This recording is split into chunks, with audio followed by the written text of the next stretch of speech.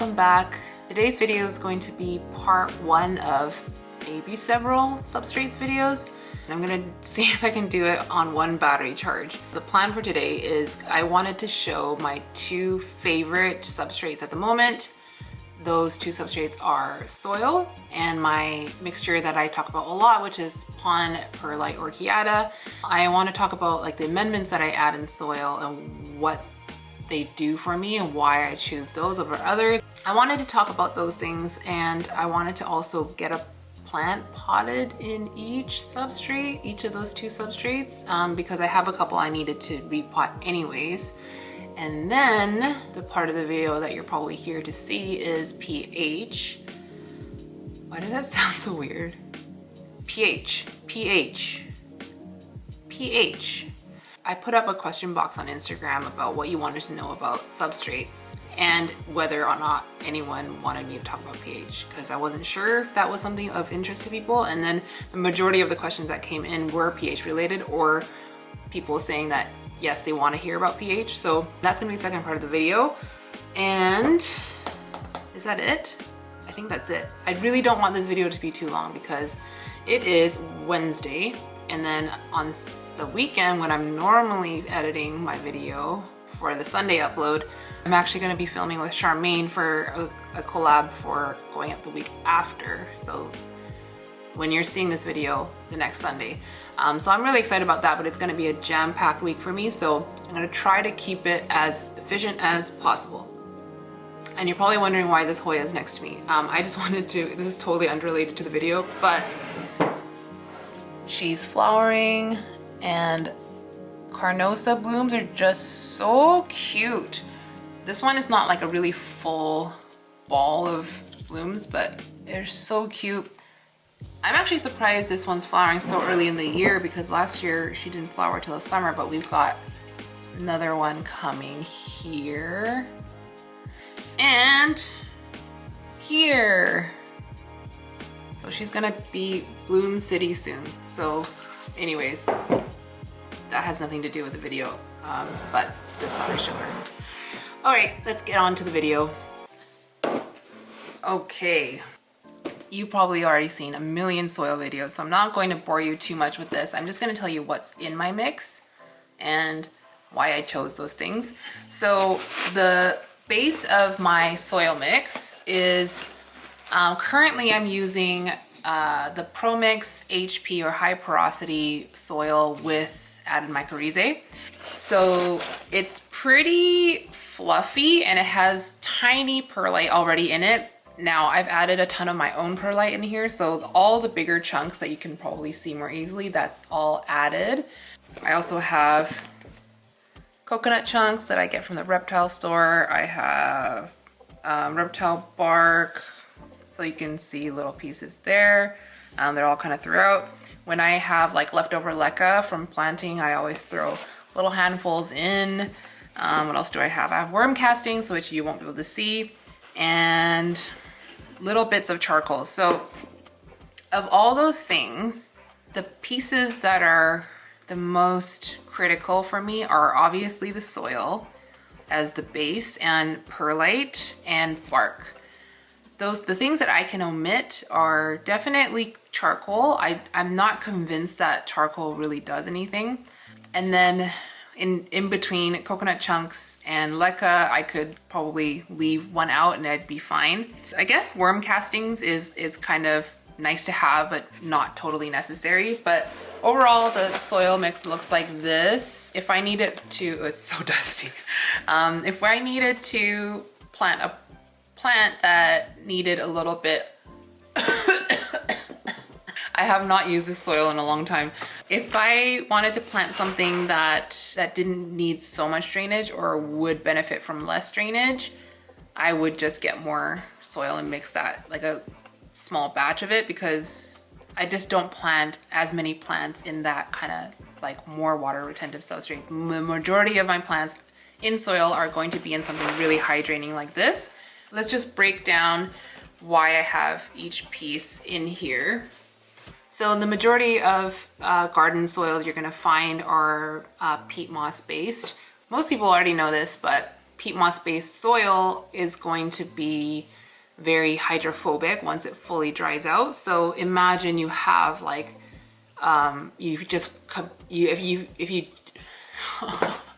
imagine if you just planted in the soil straight out of the bag without adding anything.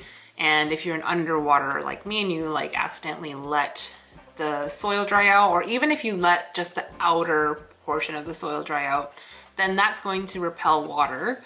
So like if you just pour a bunch of water on it, it's just gonna like dribble down the sides and bypass the soil completely, unless you're bottom watering it.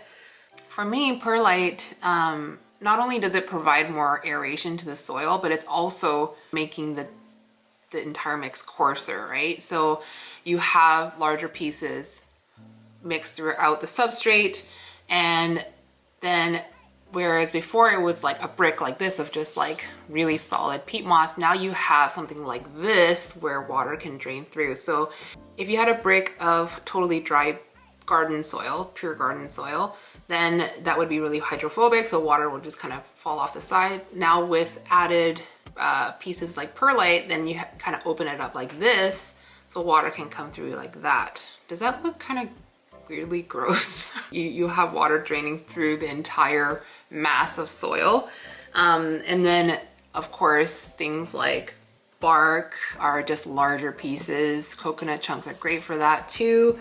And leca as well, because leca and perlite will both readily absorb water right away. It doesn't have this like repellent nature when it's very dry.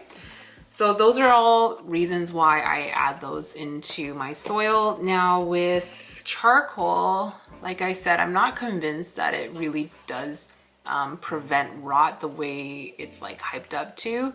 And also I have heard this, now I haven't researched this part so much, but I've heard that charcoal is absorbing all these toxins in the soil, but similarly it's also absorbing a lot of nutrients. So you might be fertilizing the soil and that just being absorbed by the charcoal, and your plant's not going to get any. And then as I understand it, and this might not be true, but as I understand it, charcoal will then, once it's like fully charged, will then start to release those nutrients back into the soil. Yeah, so for that reason, I never really like fully bought into charcoal as like an amendment I had to have. And I just like prefer to ensure that I have enough aeration in the soil in order to reduce the risk of rot. So one thing that Charmaine and I talk about a lot is how many people come for her for potting in no drainage and saying that no drainage pots lead to suffocating roots and that they have no oxygen to breathe. I'm sure Charmaine's going to do an in-depth video on it because she does a lot of no drainage potting, but like just if you just think about it, okay, so this is my, what I think is a glacier pothos. It's potted in no drainage, just in a glass in pond, and it's doing great. The roots are visible on the side here. Air is not getting to the roots from here where the drainage holes would be. It's coming from like all here, imagine just air going to the roots because there's space between the pond particles for air to go through. Like that's, I feel like I'm getting really off track. Did I talk about everything I wanted to talk about with soil? I think so. I don't think I could really add much to the soil conversation, to be honest. But I do think that I can add a little bit more in like the pond side of things. So I'm just gonna grab my pond things and I'll be right back. All right, so we're gonna make a batch of my pond mix. The three things that I always add into it is, the first is coarse perlite. So when I say coarse perlite, this is like the grade that I'm talking about. It's not like powdery kind that you can get in most garden centers in those giant bags. These are a little bit more expensive, but in my opinion, it's so worth it. It looks like popcorn, actually. So yeah, I would compare the pieces to like the little bits of popcorn you get at the bottom of your bag.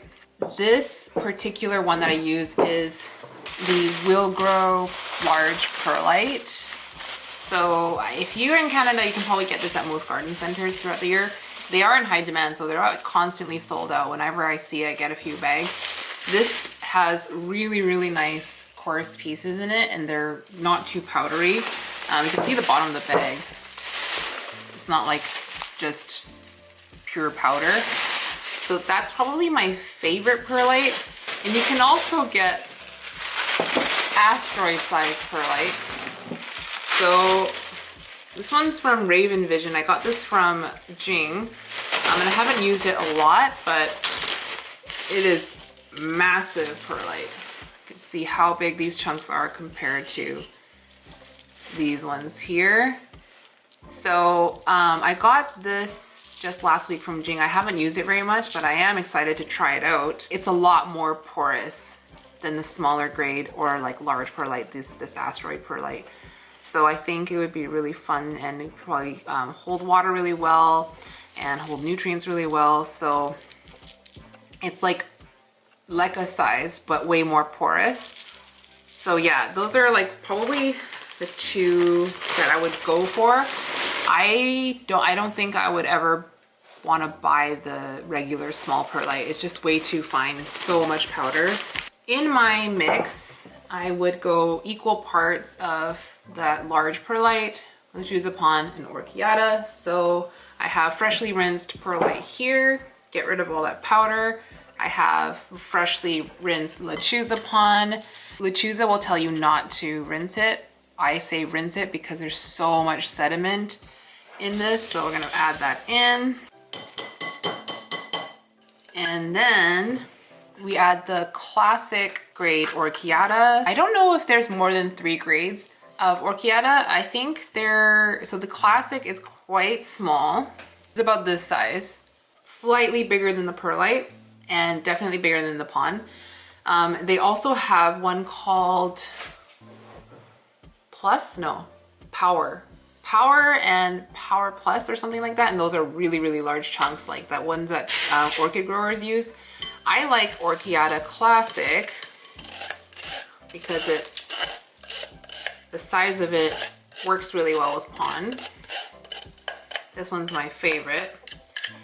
The bigger size of Orchiata would definitely work really well with an aeroid mix, but it's just way too expensive for me to justify putting in soil. This kind of mix I can like clean and like sterilize and reuse over and over and over again. So this is where I would use Orchiata. This is where I can justify the cost. I have all 3 of those things in here, and then I just mix it until it looks uniform.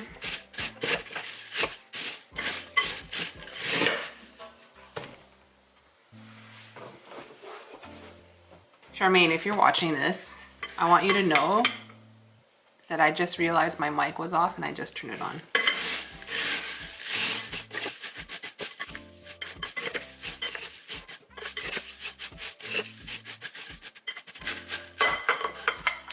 And there is my finished mix. There are a lot of plants that would do well in just pure Lechuzapon. One of those being alocasias. Alocasias love that. I find that like philodendrons and anthuriums benefit a bit more from more aeration in the soil, so larger, coarser pieces compared to pure pond, which are A, smaller pieces, and B, heavier pieces. So it really does like make a really dense substrate. And I think that philodendrons with the really fine roots and anthuriums with those big chunky roots do benefit from a little bit of an airier mix. So that's why I really like this mix as an all-purpose, because Hoyas also do really well in this mix too, and that's kind of like why I started using Orchiata in the first place. But I've since like started using it for a lot of my other plants, and they're really enjoying it. I feel like I'm yelling. Am I shouting right now? Okay, anyways, yeah, this is kind of like my go-to semi-hydro mix right now. I do like Leca a lot, but I just haven't been reaching for it so much since I started using this mix. And there's also the slow release fertilizer that's in here. Now, I'm gonna just show you really quickly what homemade pond would look like. So a lot of people go the homemade route, and I completely see why. After using Jing's mix, this is a mix that I got from Jing. So this is her mix, and she has a little highlight on her Instagram. I'm gonna put a little screenshot right here. So she makes her own pon, and she gave me some to try, and I really like it because it is a larger, coarser mix than pure pon is. So what she has in here, and what most people would put, is pumice, lava rock, zeolite, which you find in, it's the little blue, oh, it's not focusing. It's a little bluish green pieces in here. So zeolite can be found in the hardware store under the name Eco Traction Pro, I believe.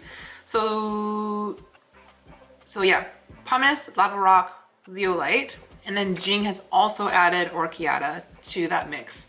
And it's a really, really great mix. So I think like there's a lot of benefits to this mix that you don't get in pon, like regular lechuza pon, which is that like the pieces are a lot bigger. And of course you can make that mix a little bit lighter in density by subbing perlite or adding perlite to that mix. You can add your own slow release fertilizer, so like Osmocote or something like that. And you can choose between like slow release fertilizer that would be like water activated or temperature activated. There's like so much you could do, but I think like there's pros and cons to both. Of course, lechuza pon is just super convenient, but it's really hard to get sometimes, and they're really unreliable with shipping and everything. Yeah, if you have the time and the resources to go out and buy these giant bags of amendments, then I think homemade pon mix is a really, really good alternative, and possibly like better for plants in general, or maybe like better for a wider variety of plants. I feel like I really blasted through that beginning part of the video and I just shouted through everything. But here's the part of the video that actually like interests me a little bit more, and I think that people might get a little bit more out of. So pH. Sometime last year, my city increased the pH or increased the alkalinity of the city water supply. The reason for that was just to make it a little bit more alkaline to prevent copper pipes eroding and, you know, having to replace copper pipes all the time, and like people get like kind of the green tint in their bathtubs and stuff like that. So they intentionally raised the pH of the water with a target of like, I think 8.3. Prior to that change happening, I knew that change was happening, and yet I did nothing about it after it happened. But I hadn't tested my water since before that changed. Prior to that change in the city water, my tap water tested about, if I remember correctly, something like 7.5-ish. And surprisingly, Brita drops that pH by quite a lot. So my Brita water last year tested around 6.3, yeah, around there. I don't recall correctly. I just remember it was pretty good, so I just like stuck with that. And it's been over a year since I've tested it. So I have tested my tap water and my Brita water again off camera because I thought that'd be a little bit boring. My tap water, and I thought it wasn't real when I first tested it, but my tap water tested at 8.2. So after seeing that, I looked up the article of what the actual target was, and it was 8.3-ish. So that makes total sense. And then I tested my Brita water, and that actually tested out to be 6.4. So like it does drop it by quite a lot, almost 2 whole numbers. I'm not actually sure what is being filtered out that drops the pH so much, but yeah, I just thought that was really interesting. So if you're using filtered water in a place with pretty hard tap water, it might do a lot for you. Anyways, so now we know that. Now we know what our tap water is and what our Brita water is. We need to know what the plant is actually getting in the substrate that they're in, because in soil, there's going to be a lot of things in it that will change the pH of the water. Similarly, in something like this, there's going to be things that change the pH. So I'm gonna just show you how I would test the pH for different substrates. So first we're gonna do soil. I have just no plant, it's just a soil mix, and I have a bowl to catch it in. So what I'm gonna do is I have tap water and I'm gonna pour this over the soil and get the runoff. Another thing you could do is just get water in a bowl and just like dunk it and swirl it around. I think either works. If you're testing an actual plant, which is probably what you would do, wait till it needs a water it, and then like test the runoff. So we know the pH of this water is 8.2. So we'll just see if it's different with soil water.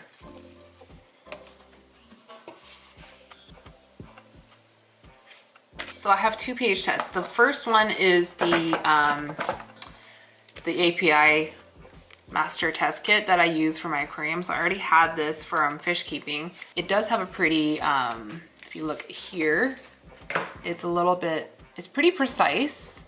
There's only 2 points in between. So a lot of tests that you'll see on Amazon will just be like 1, 2, 3, 4. It doesn't have the in-betweens. So I really like that, this test kit for that reason. So there are two tests you could run with this kit. One is pH being on the lower end, and one is a high pH one. So when I tested my tap water, I had to go to the high pH one because it went above 7.6. We were about here for my tap water. I don't believe it would drop it this low, like lower than 7.4, but we could try. Let's try the high pH test first. So you just get a you just get a vial and fill your solution up to here. So I just have a pipette. And you can get these on Amazon. I got this from Charmaine. I just love a good pipette. All right, 5 mils. And we're using the high range pH. So this one, you add 5 drops. I'm just gonna shake that. 1, 2, 3, 4, 5. So this actually reads really quickly, but I'm just gonna get a lid on it and just invert it a couple times. But essentially you don't really have to wait for the results. Let me get this against a white background for you. This is the color of it right now. Looks like a urine sample, and it's saying it's okay, interesting. So of the high pH range, I'm not sure if the color is going to pick up correctly on the camera, but it's saying it's 7.4, which leads me to need to test for the regular pH range, because this is at the minimum of the high pH range test. So I'm going to test again with the regular pH range. So a new vial. I wasn't expecting the soil to acidify the water as much as it did. So that's interesting. All right, of the regular pH test solution, I add only 3 drops. 1, 2, 3. Invert. Okay. I think we're at about 6.6. That's where I think we're at. Give or take 0.1. So that is actually really good to know. I'm actually finding this out for the first time with you guys. We know that soil will lower your pH, and that's probably mostly due to the peat moss. People will say that bark lowers pH. I've also heard that that's a myth, that because it really depends on type of bark. So the type of bark that most people are using in aeroid soil is fir bark, which is not going to change the pH very much. And it also depends on the quality of the bark as well, and how strong it is and how inert it is. and at what stage of decomposition, but most likely the net change with bark is going to be close to nothing. So it's probably the peat moss that is acidifying the most. So that's interesting. So hold on, let's rewind. What pH are we even aiming for? So I've only really looked up the ideal pH for plants that I'm growing. So the majority of the plants I'm growing are aroids. I'm also growing Hoyas. Let me think. Begonias, succulents. Of all of those things, the only one that doesn't prefer an acidic soil of around like 5.5 to 6.5 is Hoyas. Hoyas, as I'm told, prefer something closer to pH neutral. That's probably why my Hoyas hate me in soil. Now we're going to test the pon.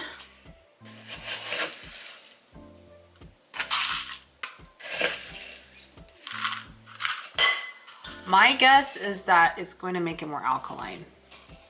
We're going to find out together.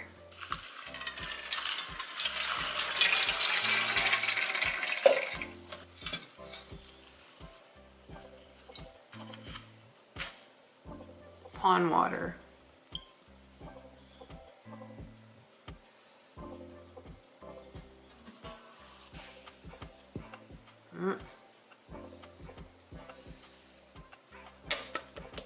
Okay, I'm actually gonna just go with the normal pH test solution.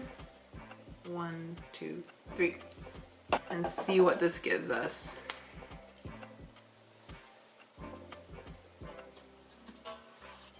Okay, that's also very interesting. This one also gave us the same reading as the soil one, which is 6.6. Huh. Well, I'll be damned. I did not expect that. I really truly thought that pon would increase the alkalinity of the pH, but apparently not. That's actually really convenient because I can use the same fertilizer solution for both my pond plants and my soil plants.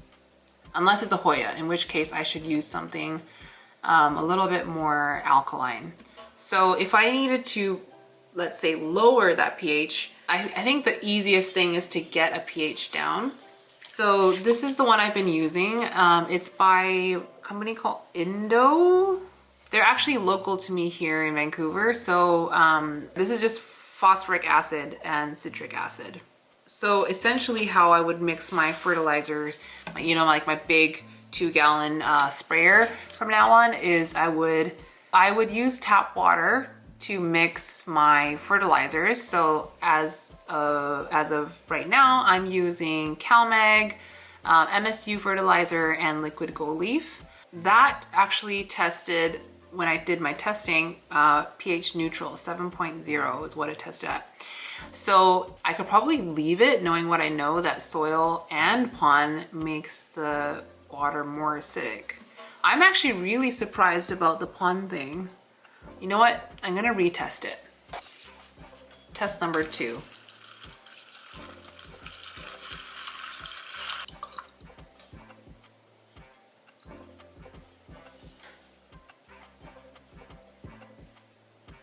Okay, so the second test yielded a slightly different result, but very, very similar. So you might be able to pick up the tiny difference on camera, but it looks in person closer to 6.8. I think on camera it's going to look more like 7.0, but I think it's 6.8. Whereas the other test gave me 6.6. So either way, it is making the water less acidic, more acidic, less alkaline. Yeah, so based on that knowledge, I think I can use the same water for both my pond plants and my soil plants, other than Hoyas. The camera just cut out, so we were missing a little bit of footage there. So the only thing you missed was I'm now testing my nutrient solution with the pond to see how that changes, because I just don't think my mind can calculate how this is going to affect this in how much. Yeah. So this, once again, is liquid gold leaf, CalMag, and MSU in tap water. And remember, the tap water test at 8.2. I've got it sitting in here. It's already drained, so it's ready to be tested.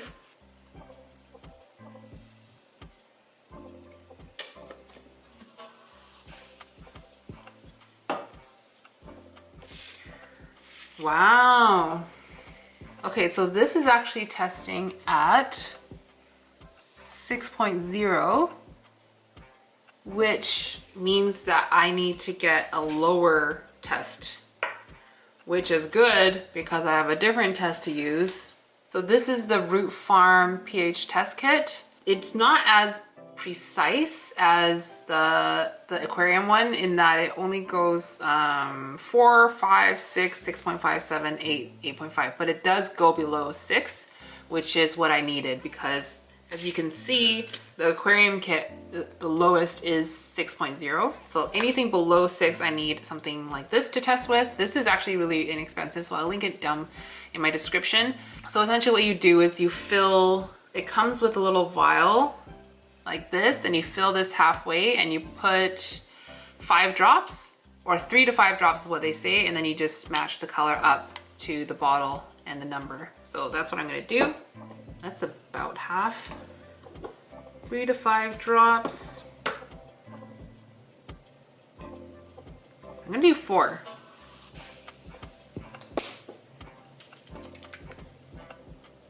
Ugh. Oh wow. Wow, that's very interesting. Okay, so this is reading at 5. Can you see?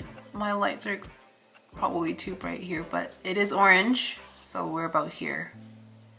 My camera's about to die, god damn it.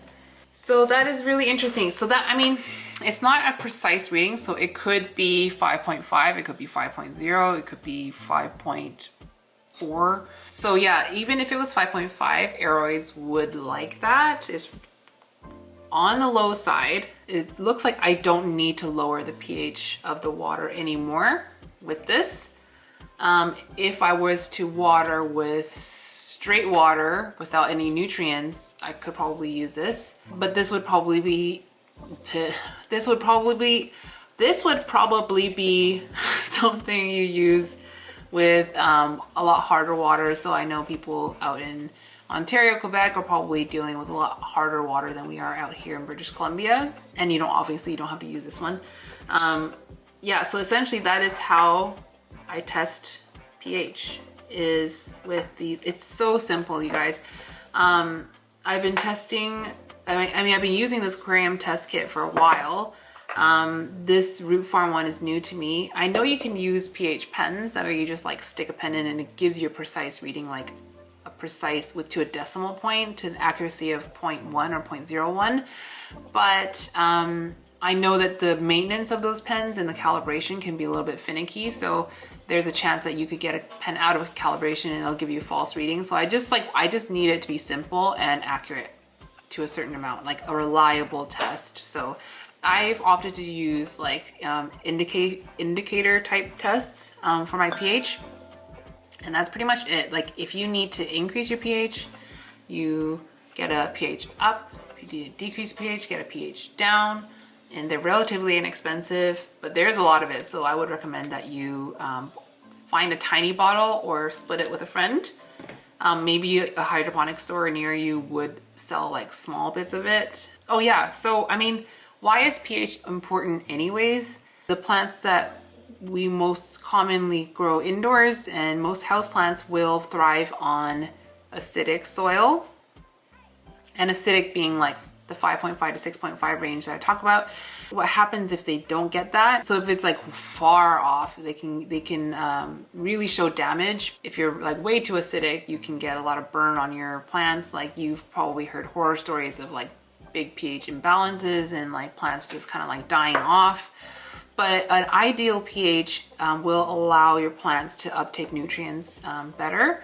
If you're feeding your plants well, but your soil is too alkaline, then you're kind of going to be wasting nutrients because your plant actually can't take them up. So that's just kind of like one little parameter just to, you know, maybe check off once a year, and so you can make sure that what you're doing for your plants is actually, you know, doing something for them. I feel like I need to calm down because I've just been like shouting for the past, oh, I don't know, an hour and a bit, and I need to chill out and just pot some plants. So yeah, let's just get potting some plants.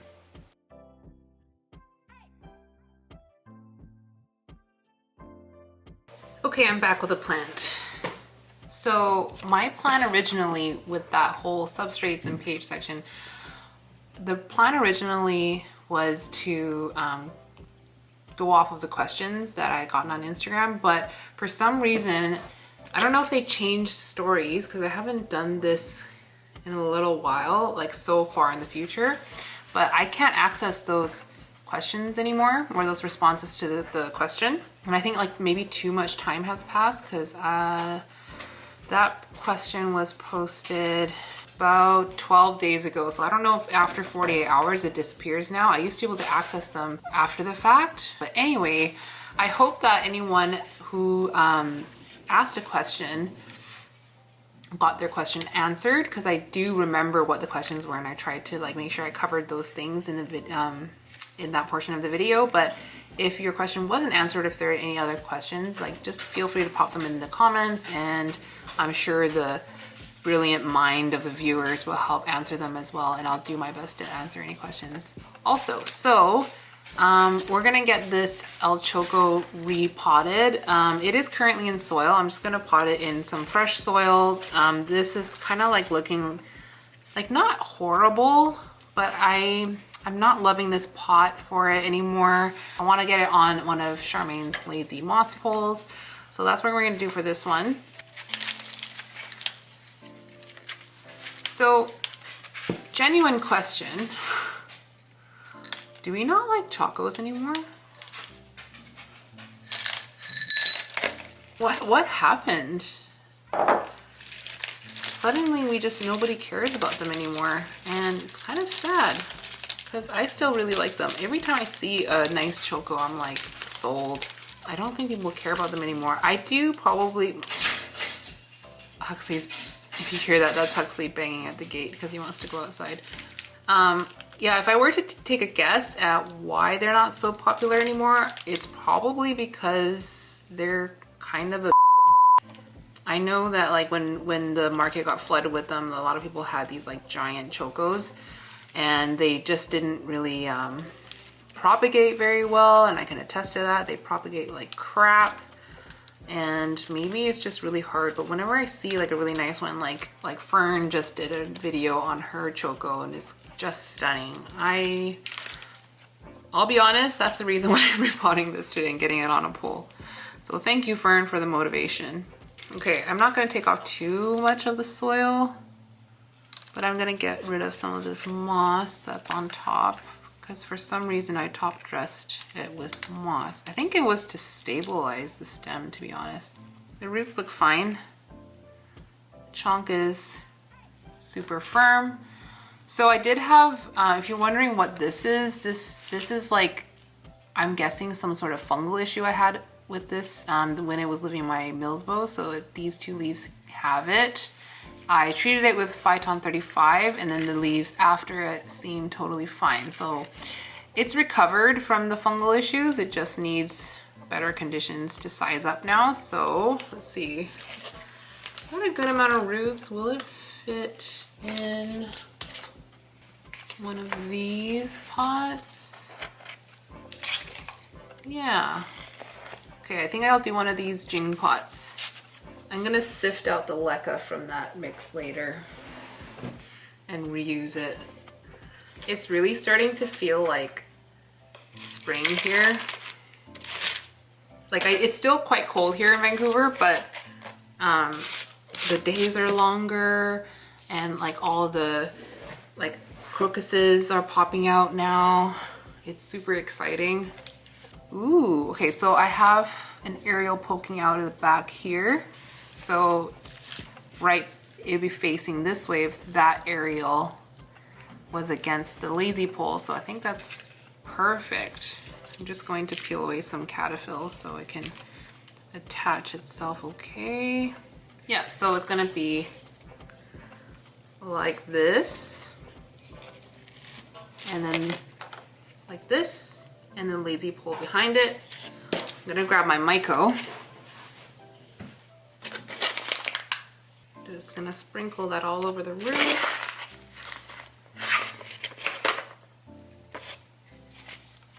And then I'll cut my moss pole backing now. So I just got my booster today, and I actually feel totally fine, except that the sore arm is starting to creep in now. Okay, do I want to put this in before? Yeah, I'll kind of stick it in halfway down, fill my soil, and then I will curve it at the top to make the lazy pool. Yeah. This is like the worst angle ever. Let me fix you. Okay, I think that's a little bit better. So yeah, my arm soreness is coming in a little bit,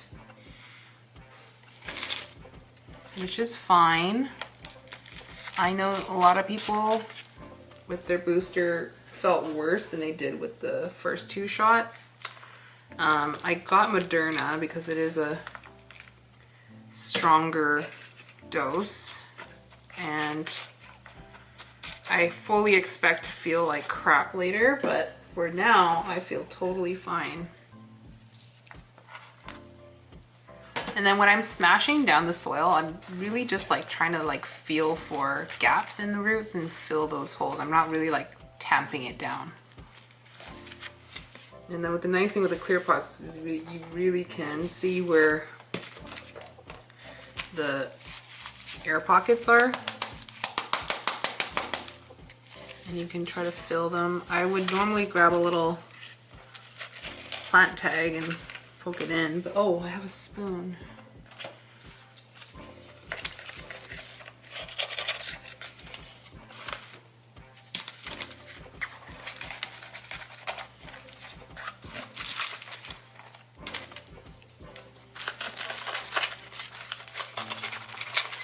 I'm still like very shocked at the pH test results that I just got. Like I mentioned, I didn't know what the readings were gonna be, so I was finding out just as you guys were. And I was not expecting for my final, you know, substrate to be actually acidic. So that was a pleasant surprise, and I don't actually need pH down, which is interesting. Oh, I actually got a new Velcro tie in the mail. Not in the mail, Amazon. So I don't know which one I want to use. This is the normal plant Velcro that you would have seen before. This is the one I just got. It's black, and it's quite a lot thicker. You can see that thickness difference. With the Choco, what do I want? What's gonna look good on you? I might stick with green for this one. Okay, we're gonna make the moss pool now. So when I curve this plastic around it, it actually pulls a lot of the soil away from the side of the pot. So I'm just gonna fill in those corners first.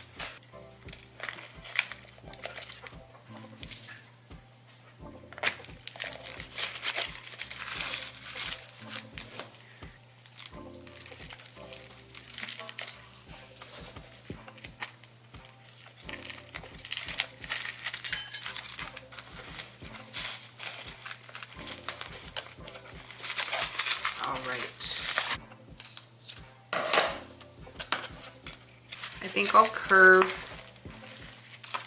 the backing and then fill it with moss. Yeah, I think that works. And this clear backing, by the way, is the same clear backing I used in the video where I made that moss bowl. So you can check out that video if you want. I would not mind at all if you watched it.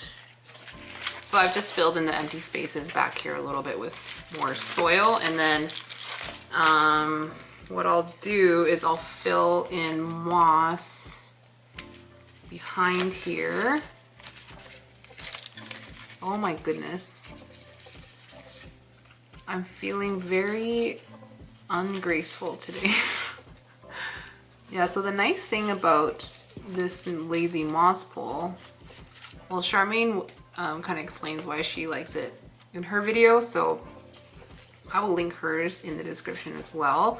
But what I like about it is how easy it is to keep moist, especially with one of these clear backing, because the back will just hold the water and it's just not going to be like gushing out on all sides. I'll put in another Velcro.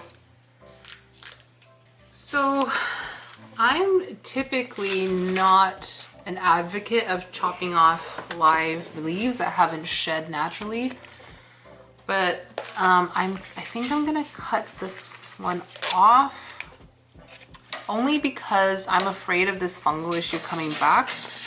Oh, Hux, I'll take you out right now. So I'm going to actually do it, but just know that I don't actually ever do this, but there's a reason this time. I always let it yellow off on its own. Oh, Huxie, oh, you're a good boy. He's under the table right now. He's asking to go outside. Okay, Hux, I'm gonna take you outside now, okay? Okay. Just cause this part is gonna be bugging me, how it like flares out at the top, I might just cut it. I'm gonna cut it.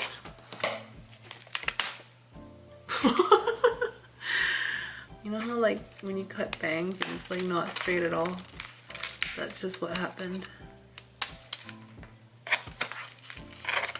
Do I love it? No. Are we bothered? Yes? Are we bothered? Yes, we are. Am I bothered? Am I bothered? You know what? I'm contemplating chopping off this fungal leaf as well. And then it would just be like this. Yeah, we're gonna do it. Fungal leaf is gone. Now, do I love this potting job? It's okay, I guess. I guess I could pile up more moss to make it look nicer.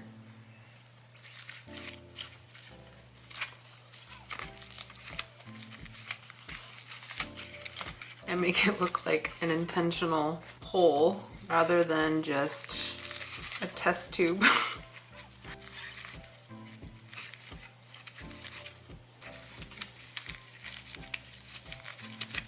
So Charmaine, you know how I did that cotton wick with that self-watering pole? I made that in my last video. So she did a lazy moss pole with the wick.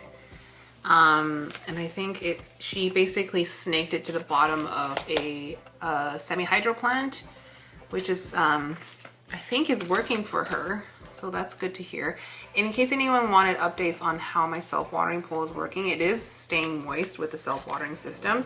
The only thing I will mention is that the very top of the pole, which is probably like a foot tall, that part is not staying wet. But from like the top, like maybe 8 inches down is staying wet with the self-watering. So that is actually really nice for me because I can go in and spray it without it just like running off the pole. Okay, so I think that's done. Actually, it looks way better now with more moss and those fungal leaves chopped off. Okay, so 2 nice leaves. I've got the stem just against the moss here. It's right at the bottom. Let's see. Yeah, so the new leaf is gonna come through this old sheath here. And I'll try to keep this moist. This will be living inside of my grow tent. I didn't want to do the self-watering with this one just because The shelf that this lives on is just so packed with plants. I couldn't fit another glass of water for it to be the watering reservoir for the wick. So it'll just do like this for now. That's my choco, and I hope that it sizes up like ferns, because I for one still really like chocos. So after my wish list video, my friend Carmen reached out and said she had a cutting of Polyneuria brogue for me. It's so cute. Don't mind this yellowing leaf. She thinks that she might have given it root rot at some point, but it's otherwise like very firm and healthy and happy. So I'm super excited to have this. Thank you so much, Carmen, if you're watching. I'm gonna put this in my pond mix, which is the mix that I grow all of my Hoyas in, because I am terrified of giving Hoyas root rot.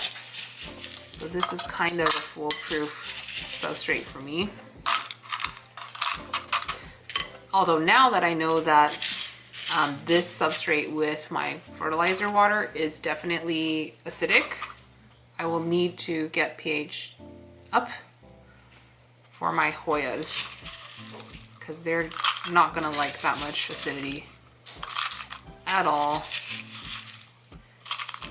And no myco on this cutting because there are no roots. So I'm just gonna bury as much stem as I can, leaving the node at the top exposed.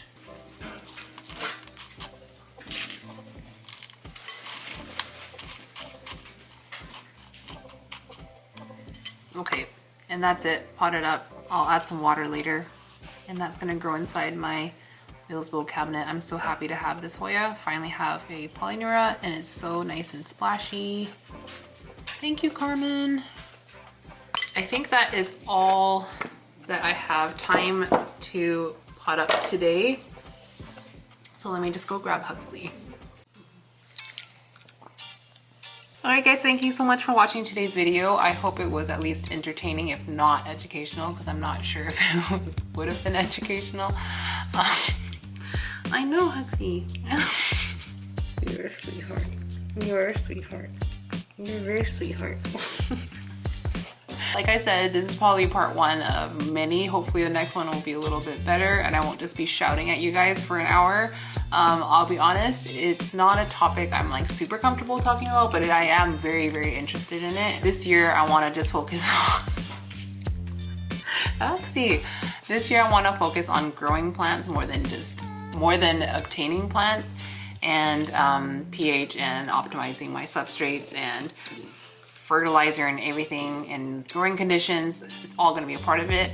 I've just gotten new lights for my grow tent, which is also really exciting. So yeah, that's going to be it for today. And the next one, I will expand on anything that I missed or anything that I knew that I've learned. Yeah, so next week's video is going to be very exciting. I am going to go over to Charmaine's house on the weekend and we're going to film our first collab, so stay tuned for that for next week. And that's it for me, so thank you guys so much again, and I'll see you in the next one. Bye bye.